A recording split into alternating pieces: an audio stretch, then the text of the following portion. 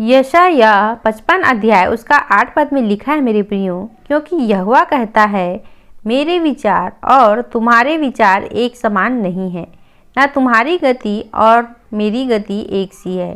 क्योंकि मेरी और तुम्हारी गति में और मेरे और तुम्हारे सोच विचार में आकाश और पृथ्वी का अंतर है। इसका अर्थ यह मेरे प्रियो कि हमारे विचार और योजनाएं परमेश्वर के विचारों और योजनाओं से बहुत ही अलग होते हैं मेरे प्रियो। हम किसी चीज़ को एक तरह से सोच सकते हैं, लेकिन परमेश्वर की योजना उससे कहीं अधिक बड़ी और उत्तम होती है मेरे प्रियो। जैसे आकाश और पृथ्वी के बीच बहुत बड़ा अंतर है, वैसे ही हमारी समझ और परमेश्वर की समझ में अंतर है। वह हमसे कहीं अधिक बुद्धिमान और शक्तिशाली है और उसकी योजना हमारे लिए बहुत ही भले के लिए होती है, भले ही हमें वह तुरंत समझ में ना आए। हमें अपने ही विचार को प्राथमिकता नहीं देना चाहिए, बल्कि परमेश्वर की बुद्धि और मार्गदर्शन पर भरोसा करना चाहिए मेरे प्रियो। परमेश्वर हमें यह समझाना चाहते हैं कि हमारी सोच और योजना सीमित और कुछ क्षण के लिए होता है, लेकिन परमेश्वर की जो योजना है वो हमारे लिए असीमित और बड़ी होती है मेरे प्रियो।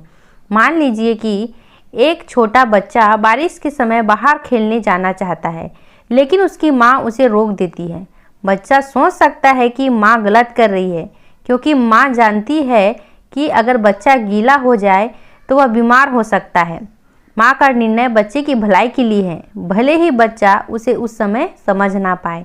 इसी तरह कभी भी हम भी यही सोचते हैं कि हमारी योजना सही है, लेकिन परमेश्वर हमें उन कार्यों के लिए रोकता है मेरे प्रियो और हमें दूसरी दिशा में ले जाता है, क्योंकि वह हमारे लिए सबसे अच्छा जानते हैं मेरे प्रियो। इसीलिए हमें हमेशा प्रार्थना में परमेश्वर की इच्छा को मांगना चाहिए। अपने जीवन में परमेश्वर की इच्छा को पूरी करने के लिए मांगना चाहिए, केवल अपनी इच्छा को ही प्रकट नहीं करना चाहिए मेरे प्रियो। जब हम प्रार्थना में प्रभु की इच्छा को मांगते हैं तो हम देखते हैं कि परमेश्वर का अनुग्रह हमारे साथ होता है मेरे प्रियो, और परमेश्वर हमारे कार्यों में आशीषें देता है और प्रभु की इच्छा हमारे जीवन पर प्रकट होती है। तब हम परमेश्वर और मनुष्य दोनों का अनुग्रह पा सकते हैं मेरे प्रियो।